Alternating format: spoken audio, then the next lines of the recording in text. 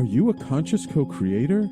Are you on a quest to raise your vibration and your consciousness? I'm Sam Leibowitz, your conscious consultant, and on my show, The Conscious Consultant Hour Awakening Humanity, we will touch upon all these topics and more. Listen live at our new time on Thursdays at 12 noon Eastern Time. That's The Conscious Consultant Hour Awakening Humanity, Thursdays 12 noon on talkradio.nyc.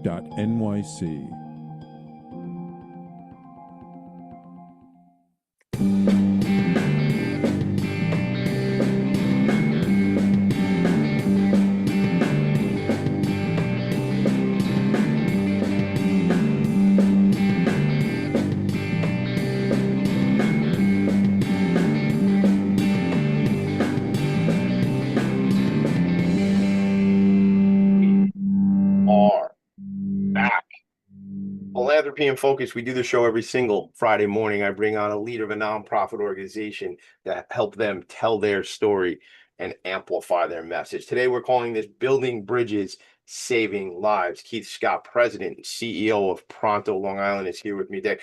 Keith, you know what, man? Sometimes things aren't always going in our favor in life, and we all work it out. So I appreciate the flexibility this morning, making this happen between you and me. How are you, sir? What's going on? Not a problem, Tommy. Thank you so much for having me on.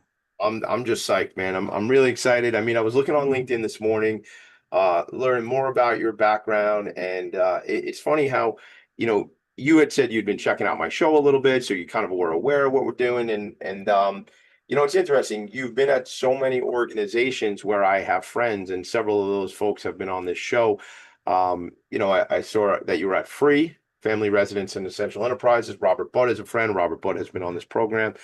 Some of the other places you've stopped along your journey. And that's just what the show is. It's really about the journey of the leader and the organization. So I became aware of your organization probably maybe about a year and a half ago when my friend Heather Edwards from Allied Foundation was one of the honorees at an event. Heather and her team, really her team, it's Heather. She's one person running this really important organization, has donated millions, literally millions of diapers and wipes and period products and things to families and people in need. And she was being honored by your organization, and that's how I found out about Pronto. And I'd met your predecessor along the way, and then you and I connected, and I'm glad we did. So listen, without further ado, what we're going to get into, you and I have talked about this already, but it's your story. Nobody knows it better. And ultimately, as I say, we get into the Pronto story and the important work that the organization is doing. So really, let's just jump into it. I'd love to know. I always ask my guests, I always say, how did you get to the nonprofit sector? And it's funny how people say, how did you get here? So this morning, I was asked by my friend last night, Katie McGowan from Horseability, where I'm on the board of directors. She said, Tommy D, well, we're going to be at Horseability at the farm tomorrow morning. Can you come by? And I said, well, I do my show. You know that. She goes, I know, but can you come from 8 to 8:40 in the morning and be at the farm? And I was there, and somebody said, Tommy D, how did you get here? And I know what they meant. Like, why are you here? Like, what's your connection? Are you a member of the Long Island elite? And I said, I drove. And that's not what they meant. So when they said, how did you get here? I said, I'm on the board of directors. That's why I'm here representing Horseability. But how did you get here, Keith Scott? And I don't mean how did you get to your office this morning, but you know what I'm saying? Like, how did you get to the sector? Why? Was there a catalyst? What was the catalyst in your life that drew you to this type of work, wanting to be on the front lines? And as I say here, specifically what the work you're doing now, serving those who really need services. Let's start with your background. Yeah, it's interesting that many of us in the nonprofit sector, there's always a story behind it, right? You're not in this field unless you love it or unless you want to make some type of change, right? We're not in this for a paycheck. We're in this to help and hopefully better our community. Growing up, I think seeing a lot of disparities, right? Seeing a lot of disparities between access to mental health treatment for peers of mine, access to substance abuse treatment, and just seeing how, unfortunately, the system, decades or so ago was not set up like it is today. And we're not where we need to be either, but I wanted to make a difference. I wanted to do something. Ironically, at some point in my career, much earlier on, I wanted to be a police officer because I wanted to serve my community and make a difference. I went all the way through towards almost the end with Suffolk Police, and I got the call and was going through the background process. And it was almost at the end, almost ready to go. And actually, I turned it down. At the time, I was working in the substance abuse prevention field as a prevention coordinator, setting up anti-drug and health and wellness programs in school districts throughout Suffolk County. And while being a police officer is admirable and great in its own regard, I don't think that would have made the change that I want to. I want to work on policy and really changing the community on a broader scale. So I actually wound up turning down the job and pursuing a full-time career in the nonprofit sector. But it's really, I want, like it sounds kind of cliche, but I want to leave the world in a better place than when I came, or at least do my best to do that. It might sound cliche, but I think things that are cliche because they're real, because we say them all the time. That's what that whole thing is about, right? But it's a situation where I think those are the people we choose to hang out with, people like you and me that want to be with change makers. I mean, like I said, I had to finagle a little bit. I drive my 4 kids to school in the morning. My wife starts her day early, but she was able to kind of work with me on that so I could shoot over to Horseability and meet with 80 or 90 people that were there who are change makers, who want to make the world a better place. So I love that story. First of all, thank you to all of our law enforcement people, and certainly thank you to our veterans. We just celebrated Memorial Day. And it's really, I love that you wanted to serve the population, and you saw that this policy change could be better affected through the work you're doing now than being, working for Suffolk County PD. So again, super, and listen, that's life, man. We come to these crossroads and we're trying to figure things out and go, you know, well, maybe I can make more impact over here, or maybe I can make more impact over there. And I love that. But I want to go back to something you said, because I listen for these clues, and we talk about catalysts and how people get to a certain place. What was the deficiency that you were seeing? Was it for mental health services or other services that you were seeing in your population? It sounded like there was a thing there where, as a young person, maybe your peers or colleagues were not getting services they needed. So I want to go into that a little bit if we could. I grew up at a time where the heroin epidemic was at its height, right, on Long Island, and seeing peers of mine unfortunately fall victim to the epidemic, and speaking with their families, and seeing them from, elementary school, and seeing their change over the years, and seeing a change, for the worse, and seeing their families desperately trying to get them treatment, trying to get them access to care, and there just weren't services available. And unfortunately, due to the lack of availability, some passed away due to their addiction. So seeing that numerous times, time and time again, I was sitting there looking at this, like I was young, but I'm thinking there has to be a better way to do this. And then looking at substance abuse and addiction, that was an original passion of mine to work in that field. But there's a lot that goes into it, right? There's a lot that happens before someone unfortunately falls a victim to substance use. And that's what we're trying to do now, really primary prevention, and provide families the services they need to hopefully steer clear of any negativities and really increase their protective factors. Yeah.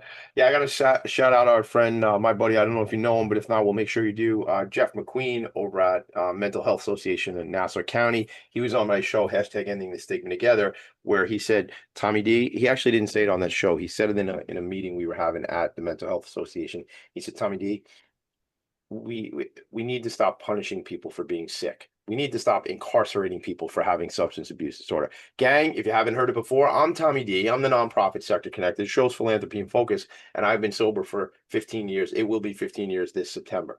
And I tell you that because it's important to know that we are ending stigmas here on this program, and I'm ending stigmas wherever I go. We're ending stigma about talking about mental health. We're ending the stigma about talking about mental illness, serious and persistent mental illness, and we're ending the stigma about talking about substance abuse. And I was at an event last night. Shout out to my friend.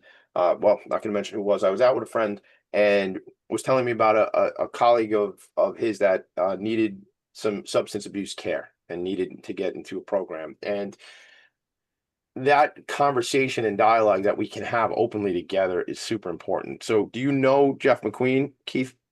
I know of the name. I don't believe I've met him, but I know of his organization. We're gonna make that happen. There we go, right on the show. Tommy D can't help himself. He's networking. He's supposed to be hosting a show, and I'm networking here. But that's what happens when you're the nonprofit sector connector. Another organization, No Matter What Foundation. I don't know if you've met these guys yet. They were on the show about a month ago. Kevin Robb and Kenny Nicholson, this organization, they help folks get into treatment who have no resources, don't have insurance, can't afford it, and they help these folks get into sober living. So why I'm telling you about these people, because you brought up that piece. I've lost people to addiction and overdose. It's an absolute tragedy. And then you throw in this mix with this whole fentanyl thing, which is not overdose, not addiction. Sometimes people took a pill and they were poisoned, and that's a whole other topic of discussion. But we have a lot of friends in common. We have a lot of colleagues in common. When I saw you last week, our friend Dr. Jeffrey Reynolds was in the room, over at Family and Children's Association, FCA, and certainly, he's on the vanguard really of this work, and certainly somebody we all look to. So I'm looking here. I see Free. I know you're also an adjunct professor. I want to talk about that, but I see the Safe Center. I see Wildlife Network. I'm looking at FCA. I mean, you've really been around in Long Island nonprofit for a number of years. And I kind of made one of these comments to you the first time we connected. And I was like, thanks for being in this work, man. Like, thanks for taking leadership in this work. And let's talk about that, because I've been pondering that statement to you because I tend to proliferate on things. But it was specifically because you were like, Tommy, I'm hearing that a lot. Like, people are saying, like, thanking me to do that. But like, it's almost like you're doing us a favor by doing that. But I didn't mean it that way, Keith. You know what I'm talking about? Like, I was just like, dude, we need more sharp young people running these nonprofit organizations. And let's talk about that, because let's just be candid about it. When I said that to you, I meant it, out of love and appreciation and things like that. But then I started to think about it, because it was like, it's not like a step down. This is a great sector to work in. This is a great place to be. So what are your thoughts on that? I didn't even tell you I was going to ask you that, but it's coming up for me right now. Absolutely. It's interesting because I've heard it my entire life since, I started volunteering in the nonprofit sector very, very young in middle school. But beyond that, even I think 19, 20 years old, I started really working in this field and volunteering in this field, and then chose to pursue a career. And people were looking at me kind of like, oh, yeah, almost like it was less than, right? And that always bothered me. And it's Almost like, not, I gotta stop you. It's not less than. And this is why I've been diagnosing this for 2, 3 weeks since we first connected on it. Because I'm like, it's freaking great. The problem with it is, I think everybody realizes that, unfortunately, the way the system is set up, our folks in this sector sometimes are not paid and served by their organizations as they should be, right? I mean, that's sometimes maybe part of the let's go stigma. That's just maybe the miscommunication or misunderstanding. It's not less than. You're on the front line saving lives, literally, man. and what's more valuable than a life, right? And Nothing, it's nothing. exactly. It's so unfortunate that people look at this field, and there are many, many people I work with that I know and love that are highly underpaid because they're adding so much more value than a stockbroker is, or than 100%. anyone is, because they're Thank you. saving Thank thousands of I lives. say it all the time, and it's obnoxious, and it may come off really rude, but how many more hedge fund guys we need?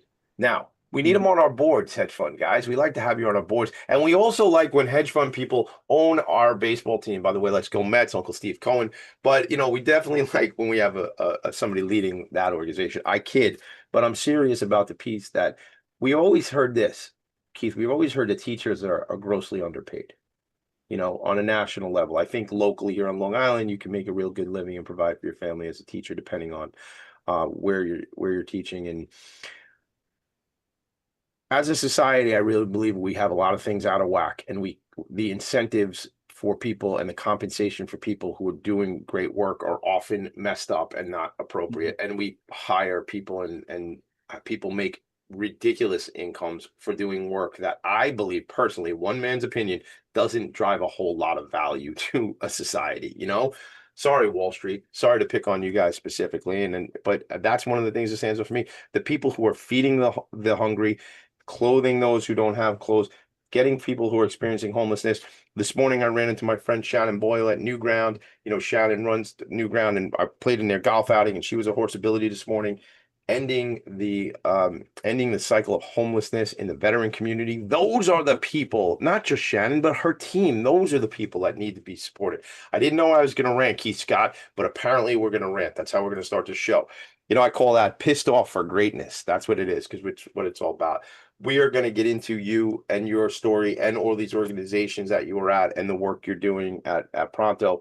But we went off on this tangent because for me it felt like it was important and appropriate to do because it's something it came up in our initial conversation, and for that I knew there was more there. Anything you have on that before we take a quick break? No, just, I truly value the work that the nonprofit sector brings. And I think if we look at the savings the nonprofit sector is bringing to our community, not only in dollars, because we're saving millions upon millions of dollars for taxpayers, we're also saving lives, right? And how can you really put a value on that or even fathom that that is a career choice that's underpaid? Yeah. We have a lot of work to do. We have a ton of work to do. And the last piece I'll make, and this is, I was at an event last night and I met with some people, and for whatever reason, one happened 3 times last night. I met people who worked in the union, specifically they were Teamsters. And I'm not gonna. I'll say this: I grew up in a union household, and my father, every 3 years, they were on strike to get their benefits, man, to maintain what they had. And the unions are what protects the people, really, in so many different ways. I don't know. Should there be more of that support to protect workers in the nonprofit sector? Maybe. I don't know. I don't know enough about it, but it's what's coming up for me because I feel like, there has to be some level of more laser focus to support our people in this sector. I don't know. So putting it out there, maybe somebody will want to call me out on it. We could talk about it. Maybe it's a whole topic of discussion somewhere else. Because there should be no excuse that our folks are not compensated appropriately in this space. We know this, you and I, that people in our sector, we're going to commercial right now, but we know this. There are people who have to work 2 jobs to make ends meet. They work a full-time job at a nonprofit and a second full-time job. And that's not right. All right, Keith. Well, I'm all over it today. We're fired up. We're as I say, we're pissed off for greatness. We're gonna take a break. We're gonna go into the Keith Scott story. This is your life, and then we'll we'll get some shenanigans and things happening. Right back. Philanthropy in Focus. Are you a conscious co-creator? Are you on a quest to raise your vibration and your consciousness? I'm Sam Leibowitz, your conscious consultant, and on my show, The Conscious Consultant Hour Awakening Humanity, we will touch upon all these topics and more. Listen live at our new time on Thursdays at 12 noon Eastern Time. That's The Conscious Consultant Hour Awakening Humanity, Thursdays 12 noon on talkradio.nyc.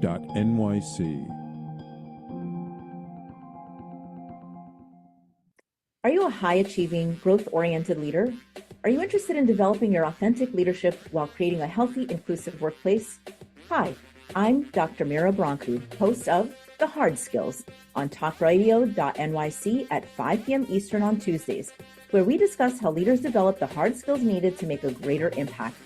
We interview experts, have live coaching, and tackle these challenges. Listen to The Hard Skills on Tuesday at 5 p.m. Eastern on talkradio.nyc. You're listening to Talk Radio NYC. Uplift, educate, empower.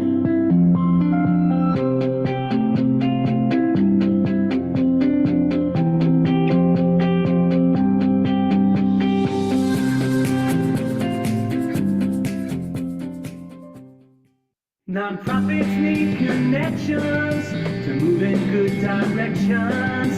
So cut through all the static. Join Tommy in his attic. Cut through all the static. Join Tommy in the attic, baby. All right, Keith Scott, mission-driven nonprofit leader with a strong background in education, addiction prevention, and community advocacy. Yes, I'm reading. He's launched transformative initiatives such as Long Island's first on-demand Narcan program and expanded prevention efforts for youth. He's led programming and outreach at the Safe Center, and also who's at Family and Children's Association, the Hispanic Counseling Center, and now at the helm as CEO of Pronto of Long Island. Keith, I hate to tell you this, but I think we're going to become good friends if it's cool. If it's cool with you, I think that's probably going to happen, man. So you're on the front lines. I hang out with people like Jeff Reynolds and Neela from EAC and Yolanda Urbano Gross and, from Options for Community Living. By the way, everybody, they're honoring me, Options for Community Living, September 26th at their murder mystery event. So we got to talk about that. We'll share more about that stuff coming up. But you're one of them. You're one of them, Keith Scott. You're one of those folks who's on the front lines doing this, who's going to say, Tommy D, it's not just about me, it's about my team. Of course, I get that. But we need a strong visionary at the helm. So let's get into it. Let's you turned down the job for Suffolk County PD. You wanted to be all about policy change. And you're in the work take us through the journey of your career. Take us through, you turned down that job, and where are you and where do you go?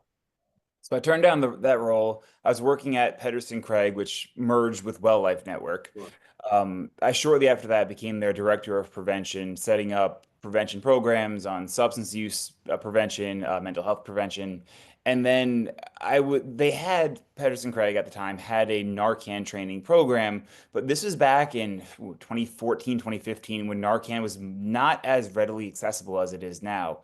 And we had some, not the organization, but in the community, we had these syringe exchange programs that were giving syringes to people going to their door and making sure that they're stopping the spread of HIV and AIDS, but no one was delivering Narcan.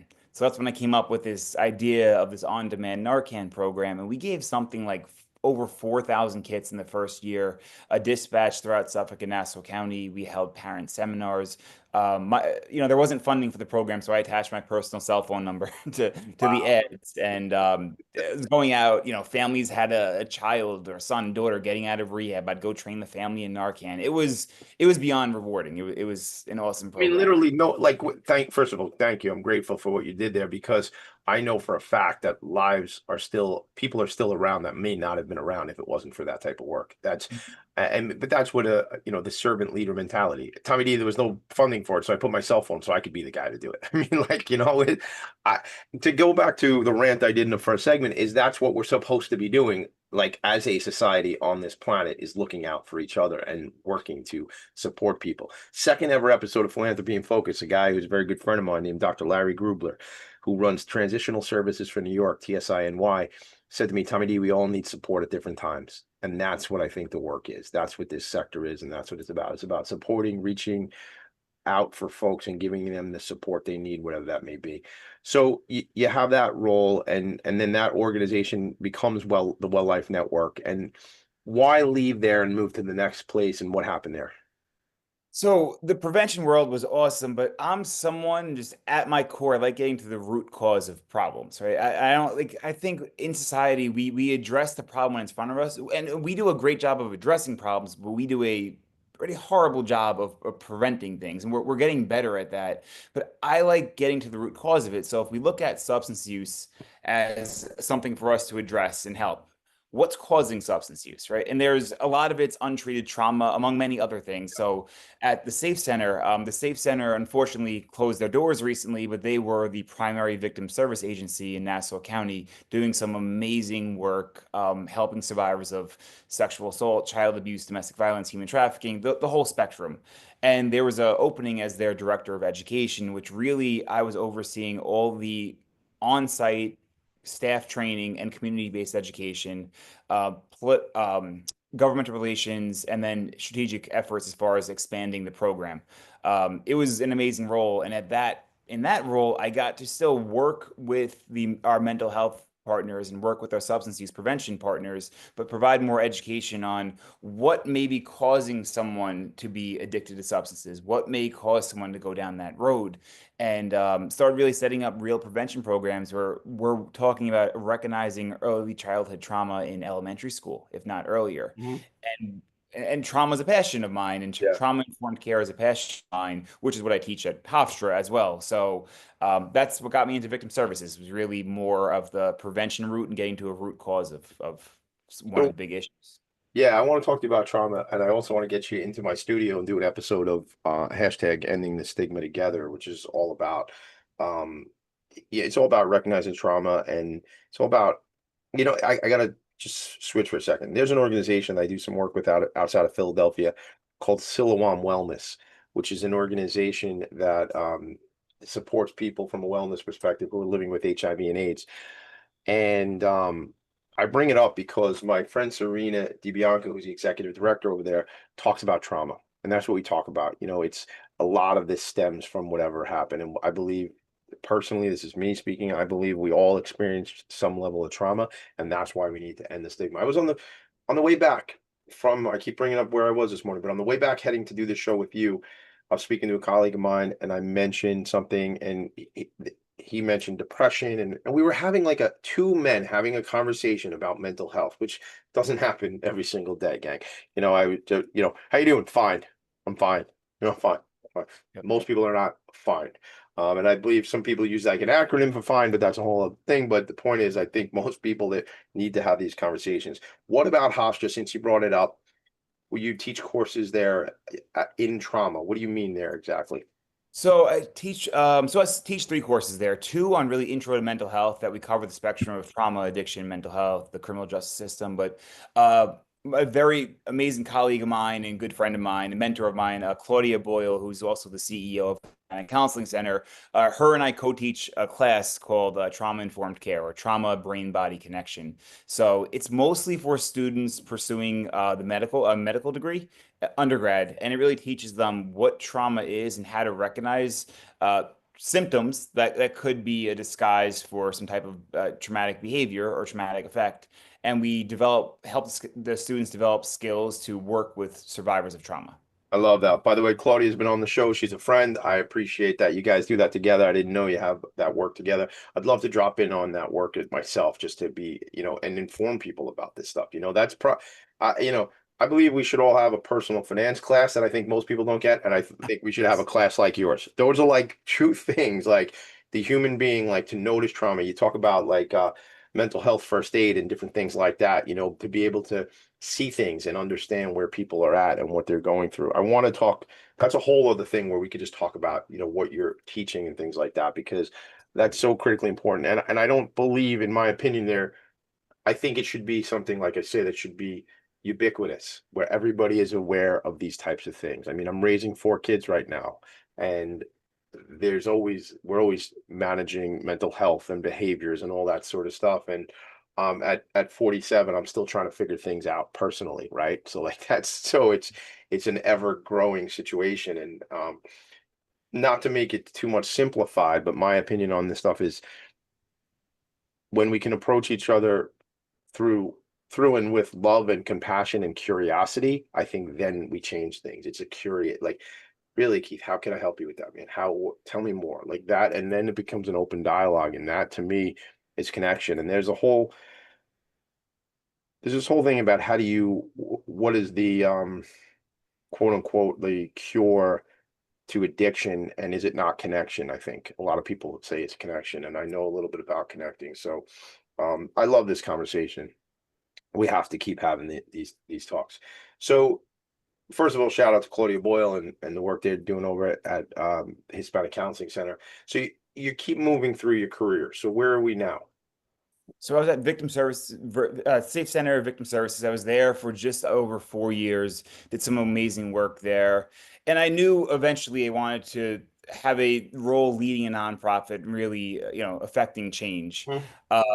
Jeff Reynolds is an amazing man, has been a mentor of mine for many, many years. And there was an opening as the grants director. And I worked at this point in my career, I worked in many sectors. I've worked grants adjacent, as far as helping to find grants, advocating for funding from politicians and whatnot, but never directly on the grant itself. And there's an opening as Jeff's at Family and Children's Association, their grants director. And I was there, I took that role. I learned a lot. I think we submitted something like 48 grants in the course of 8 or 9 months. It was an amazing role, and we made some awesome programs there.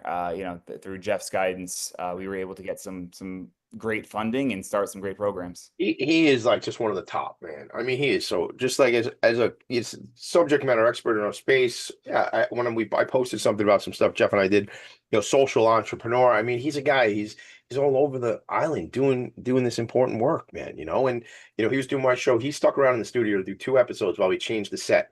We did Long Island Changemakers, and then we did #Ending the Stigma Together. And he was just so sweet to me just to stick around. And like, I was like, dude, I'm so sorry. We're going to move the stuff around to do the 2 different shows in the same day. And then he was leaving to go to a Thrive event that evening for, out on a Friday night. So it doesn't stop for these leaders in our sector. You leave there, you leave FCA and you go to Free. Right. Right. Yep. How about that? That was another, I've been very blessed to surround myself with some great mentors throughout my entire career. Robert Budd over at Free and Chris Long over at Free, they're both co-CEOs. So I was the vice president of policy and program development. So the title didn't really encompass what I was doing, part of it, but I would oversee any policy change, any regulation changes, strategic planning for the organization, and then I inherited the grants division as well. So I was working on grants too. Talk about fundraising, talk about grants, because you talk about government grants, you talk about connections and relationships and things like that. As a role where you're at, which you're going to get into, but as CEO, that means you're on the front lines, right? Mhm. You're definitely going to be part of those conversations. If depending on the size of the organization, sometimes that's the whole thing.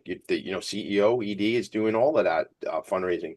But what I want to ask you real quick is storytelling as it relates to grants, because I believe we have to align the why of the organization and the why of the donor base, whether they be private dollars or public dollars or things like that. So talk to me a little bit about how the storytelling leads into grants and things like that for you.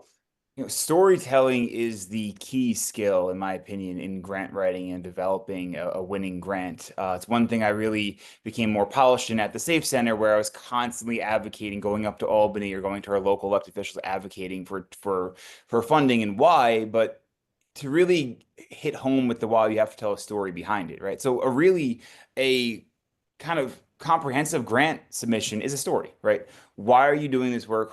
How are you qualified to do the work? And what are you going to do better than everyone else? Or how are you going to make a broader change?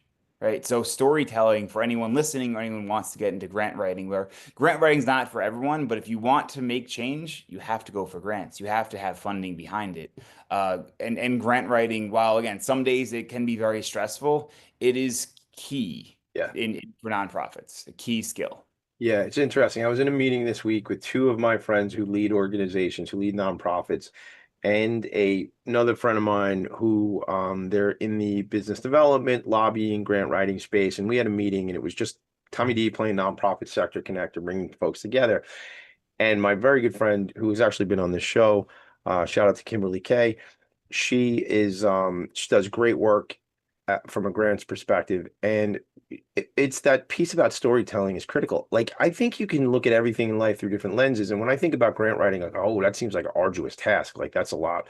Oof. But then you think of it in, I'm affecting change by telling the stories about the people we serve and the impact we're making and the social return on investment and things like that. I mean, that's no-brainer stuff, man. That's like how fun and exciting that could that sounds like an awesome job for somebody to be able to do that. So we're going to get into talking about your work at Pronto of Long Island. We're going to talk about, just from the perspective, I was out there at Pronto maybe last year, and there's like this big old garage and like so many different things going on. And when you're like me and you got like, you want to like touch everything and buy everything. I was like, I like garage sailing and stuff like that, man. So there was like, you guys got so many cool things out there. But I know that isn't the programs like we're specifically going to talk about, because there's so much more impact. But I'm appreciative to connect with you today, and I'm happy to tell these stories, because we need more and more folks to realize that it is not a step down to work in this sector. It is completely appropriate as leaders to make a major focus on nonprofit and the work we're doing, which is why we're at, like, I don't know, 214 episodes of Philanthropy and Focus, but who's counting? Maybe I am. Keith Scott and Tommy D.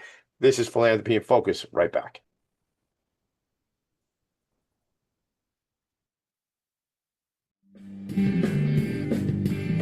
Hey everybody, it's Tommy D, the nonprofit sector connector, coming at you from my attic. Each week here on talkradio.nyc, I host a program, Philanthropy and Focus. Nonprofits impact us each and every day, and it's my focus to help them amplify their message and tell their story. Listen each week at 10 a.m. Eastern Standard Time until 11 a.m. Eastern Standard Time, right here on talkradio.nyc. Hi, I'm Linda Marcanico. The A Train to Sedona is a memoir about my journey to love and compassion. It's also the name of my new broadcast on Wednesdays at 12 noon. When we are spiritual, we embrace possibilities and ideas, which strengthen our mind, body, spirit, health, and wisdom. On the A Train to Sedona broadcast, I plan to interview guests who embrace these expansive practices. Join us on Wednesdays at 12 noon on Talk Radio New York City. You're listening to Talk Radio NYC at www.talkradio.nyc. Now broadcasting 24 hours a day.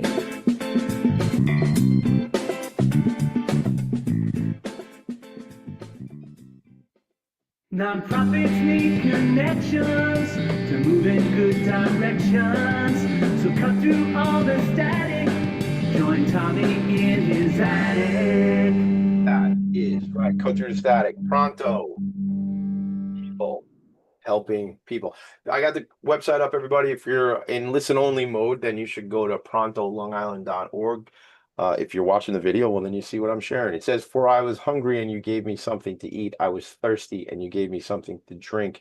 I was a stranger and you invited me in." Matthew 25:35.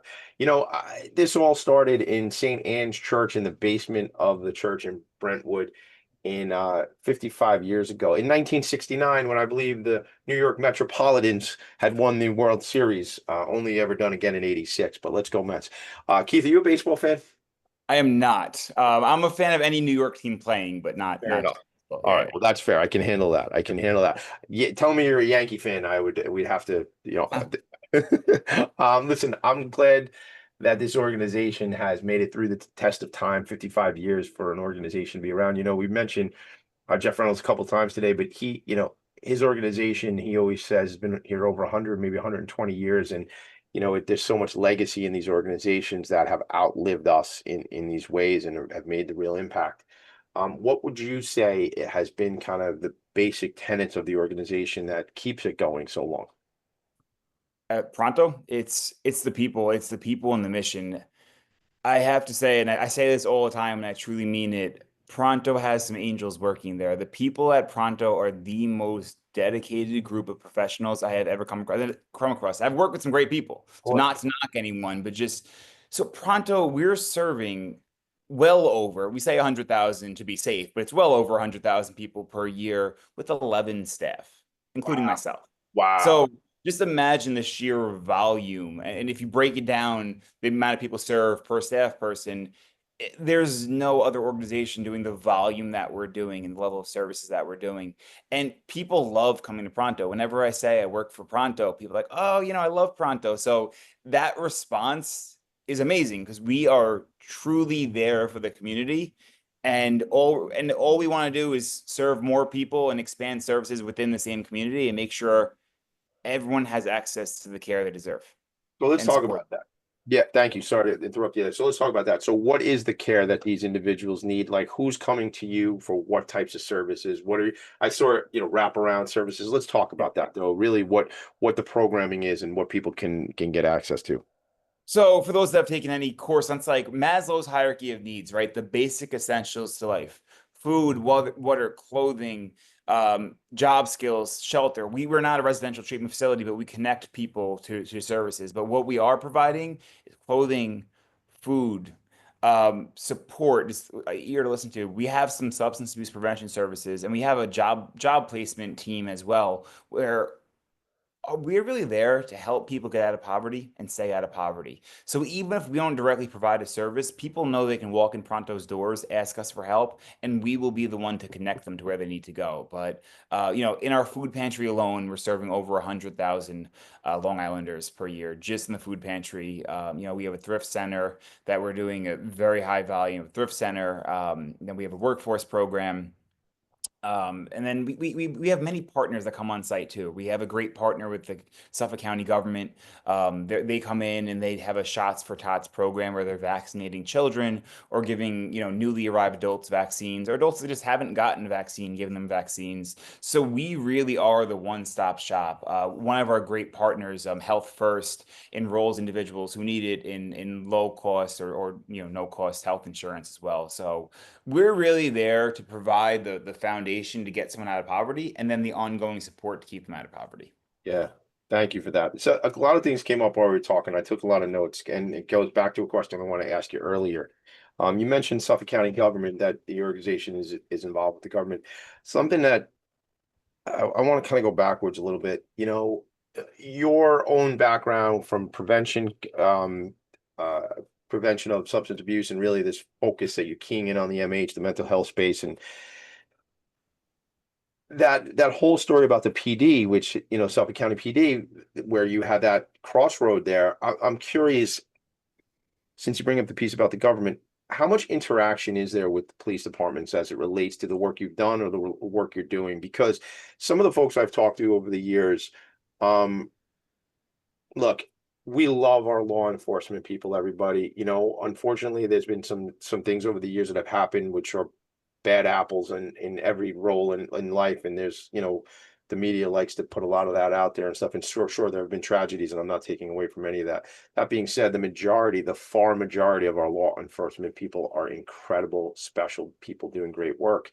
And I know there's like an interaction at times where somebody might be called to, you know, a law enforcement might be called, and they collaborate with nonprofit organizations, specifically as it relates to mental health space, and also, as I understand, substance abuse, because people are, and I shout out to Jeff McQueen again, people are sick, and sick meaning, you know, addicted or mental health, and getting locked up is not exactly a cure to help somebody who is sick. They need other services. So where I'm going and what I'm asking you is collaboration from your perspective, whether it be a Pronto or some of your other space with law enforcement, and what that looks like, where they can have numbers to call people in the mental health space, that the police on the scene and other first responders, to collaborate and get people services they need and not haul everybody in.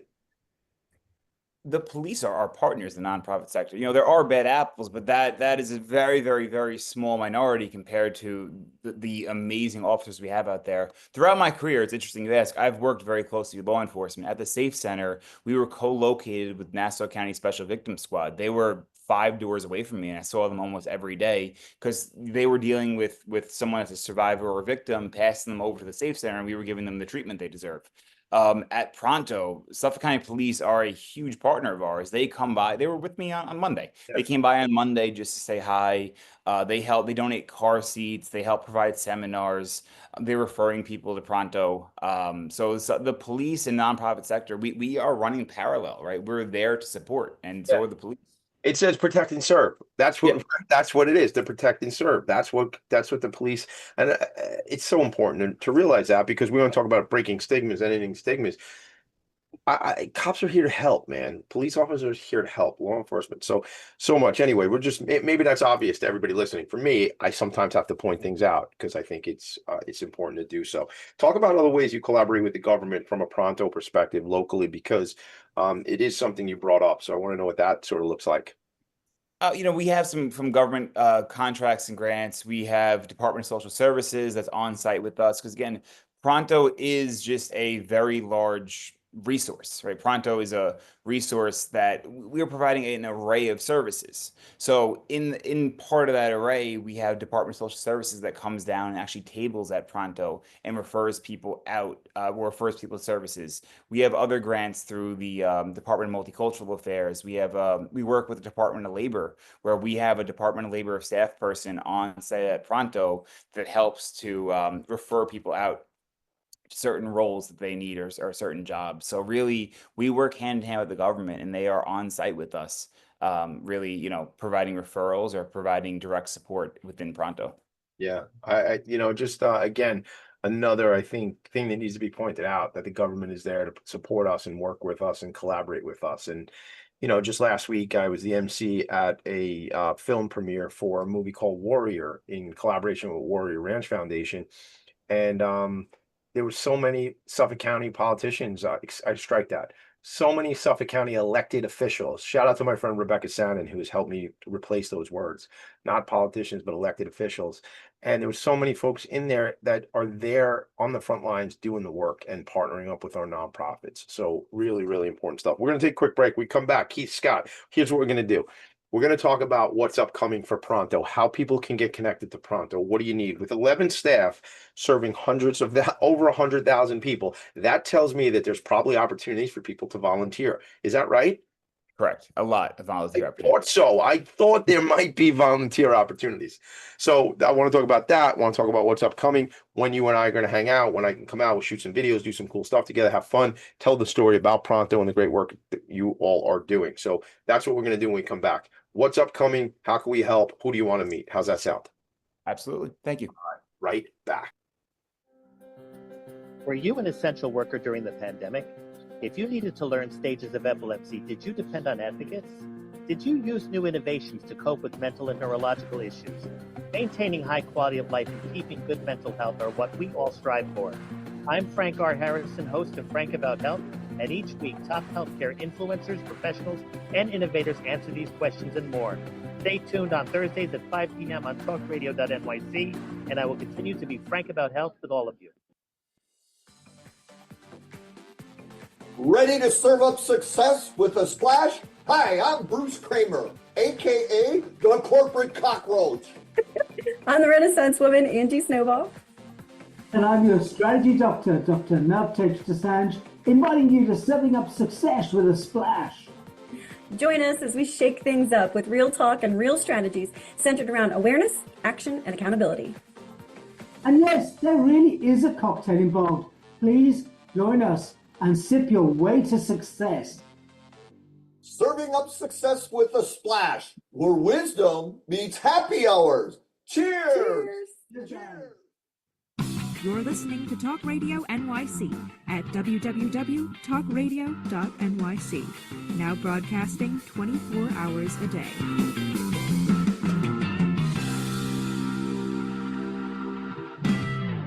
Nonprofits need connections to move in good directions. So cut through all the static. Join Tommy in his attic. Oh, as many of you might know, I used to say, you know what, people don't really know what Tommy D always wanted to be. Yes, I did say my name in the third person, but what I always wanted to be was a game show host. And this is the lightning round, Keith Scott. This is the lightning round. Like at the end of the show, when there was no time and somehow they screwed up and they realized they didn't have enough minutes left to get the show, they would like ring the bell, and then Pat Sajak would spin the wheel and he'd go, okay, every letter is worth $500 if you're a Wheel of Fortune fan. I always would watch Wheel of Fortune and then a little bit of Jeopardy, because on Jeopardy I could only get like 2 answers right, but on Wheel of Fortune I was pretty good at it. So wow, that was a tangent. So this is kind of like that. This is what's upcoming, Keith. How can we help? How do we get connected? What do you need, man? Pronto has a lot upcoming. We also need a lot. I came on as CEO during an interesting time, right? Funding, government funding, there's some uncertainty there, right? We don't know what's going to happen with our economy. We don't know what's going to happen with the population we serve. So there's a lot going on. So we'll talk about that in a few. What's upcoming? So this coming Monday, June 2nd, we have our annual golf outing at Heartland Golf. So if anyone wants to come on down, golf starts at 4:30 p.m. and then dinner starts at 6:30 p.m. So that's one thing we have upcoming. June 7th, we have an annual garage sale. I know you mentioned you like, kind of like garage sales. So on June 7th, coming up pretty soon, we have our annual garage sale at Pronto. Starts at 9 o'clock in the morning. And that's, it's a fundraiser, but also if anyone needs things that for low cost or free, we also support the community as well. But we have a variety of items, clothing, bedding, furniture, anything you could think of, for donation at Pronto. Right. Yeah. So, but when you say, I want to catch that for a second, garage sale, though, it's not, things aren't being donated there, but what you're saying is if people have things that are around their house that are in good working order that they don't need, they can donate them to the garage. Yes. Got it. Yes. Perfect. And if they want to do that, would they call this number 631-231-8290? Yes, sir. Or maybe Correct. they can send an email to info@prontolongisland.org. Either or. Yep. I'm trying to be cute today, man. I don't know what it is. But go to the website, prontolongisland.org, or at 631-231-8290, or info@prontolongisland.org. All right. So that's the most immediate upcoming stuff. What else, man? So more volunteers, we really rely on our volunteer base. Our volunteers really are the lifeblood of Pronto. We couldn't do what we do and serve the sheer number of people that we do without our volunteers. We have dozens of volunteers on site every day, Monday through Saturday, whether it's helping at the front desk, tabling in the lobby, helping hand out food through the food pantry, helping in our thrift center. We have volunteer opportunities for really anybody, any any skill. Some of our amazing volunteers just built a greenhouse at Pronto for our summer youth program. We have some volunteers come by and plant. Really, if anyone wants to volunteer or get involved with a great organization with a really just amazing spirit when you walk in the door, come on down. We offer a lot to our volunteers. Yeah, man, it's something I kind of shared a secret a while back with people about volunteering. And it is the most selfless, selfish act going because like you can feel so good by helping other people and helping other organizations. So, on the surface it looks like, oh my God, selfless. Look at that person doing that work, but ultimately it feels so good to help other people. So there's like, I'm not sure the right definition of the whole thing, Keith, but I mean there is just an opportunity where I've said it before, if I'm having a rough day and I can carve out 4 hours and go somewhere and be with people in community and supporting organizations, I end up feeling better. And what that does for my own mental health is, I don't know, it's paramount. It really is the work that we can do for other people, right? I mean, how about this is this is your life, this is what you do, right? So how do you feel about that stuff? I mean, I couldn't agree more. Just being able to help someone is the best feeling ever. More than, you can't put a price on that, right? You can't put a price on helping to save someone's life or change someone's life. You can't put a price on giving something to someone that they can't give you back. And that's it's really, I mean, my belief is we're really all here to help our fellow brother, help our fellow sister.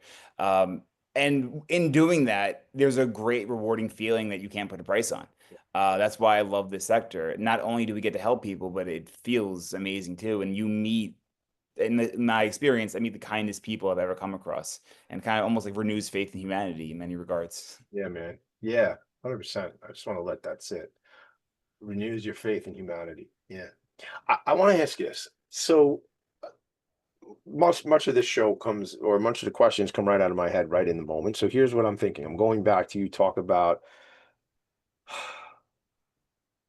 Claudia and Jeff and other mentors that you've had over the years. You mentioned Robert Budd and Chris Long and all this kind of stuff.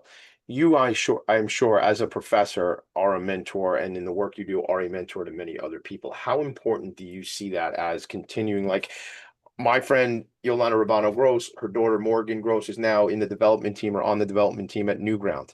And she's a young person, just got out of college now, and she's in our work in the sector, right? I just thought of her because I was with her at their golf outing last week.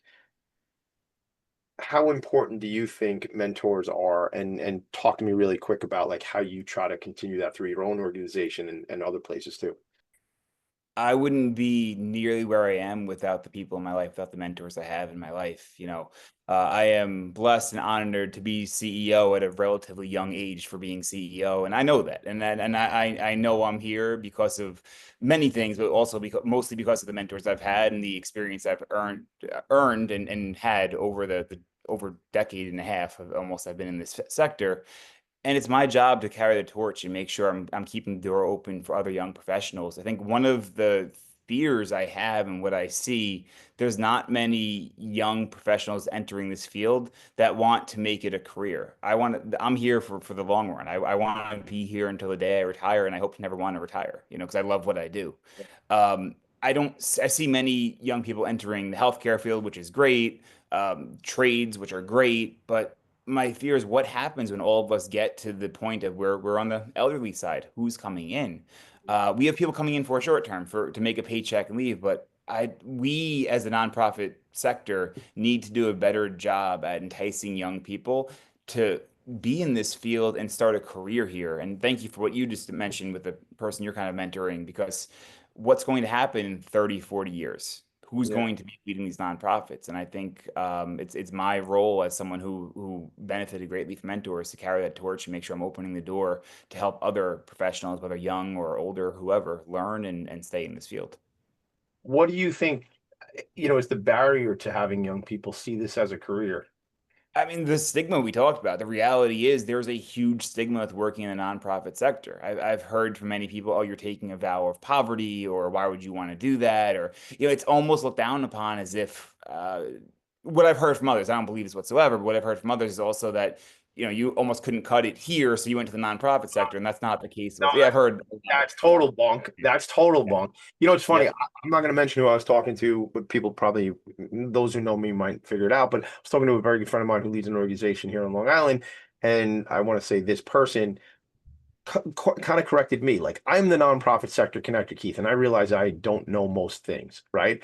But this was like, my friend had to kind of call me out and be like, listen, that's actually not correct, Tommy. There are people who can career path. And what I was saying was, yeah, like this whole rant I go on, people don't make enough money in the sector, et cetera, et cetera. My friend was like, there are people who, as they make their way through an organization, are going to make a great living for their family. So that's a stigma too. It's like, there's that whole thing where, and these people should be paid appropriately for the incredible work they're doing. Back to how we started the show with the rant about, financial services and, versus the nonprofit sector. But people can and should, and that's the education we have to do. And that's part of what this show is about, is to just show people and expose people that how important it is to work in the sector and how important it is to make a career and do a 30, 40-year career in this space. Well, think about it. When someone's entering a union career, whether it's a trades person or a police officer, it's, oh, you'll get to top pay in 5 years, which will be X, Y, and Z. Your benefits will be X, Y, and Z in 5, 10 years. Where's that conversation for the nonprofit sector? You are right. People can make an amazing living.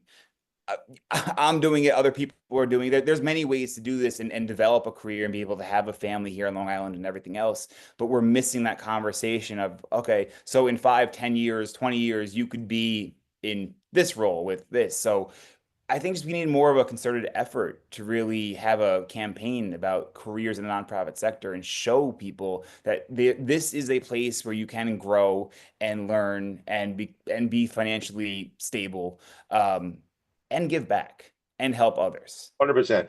I just came up with a whole panel discussion while you were talking, because you know what it is? If somebody wants to level up, skill up, move forward, move up in an organization, there's no reason you can't do that in the nonprofit sector and be super successful. I was at a dinner and one of my friends said, I didn't want to necessarily become the CEO of a nonprofit. It's kind of happened through my career. My other friend was like, I had eyes on being a CEO of a nonprofit, and now she is a CEO, and I'm not going to mention names, but shout out to Lisa Birch. Hey, Lisa. But Lisa had said that to me at a dinner, like she had eyes on being a CEO of a nonprofit organization. Now she runs Epic Family Services, handful of nonprofit organizations, and she's a friend of mine. And that's the thing. You can panel discussion, Keith Scott, Yolanda Rabano Gross, Lisa Birch, Jeff Reynolds, maybe some others, about career pathing in our sector. And maybe we bring my buddy Ken Serini in for some flavor too. I just made that whole thing up. That's what happens on Philanthropy and Focus, and that's what happens between my ears, ideas. Because if we continue to educate people on the opportunities, more and more, as you say, younger folks will come and be part of this sector. Keith Scott, I appreciate you. I'm glad we're connected. Let me know how I can help. We're going to be friends now if you want to be. I would like you to be my friend. It's up to you.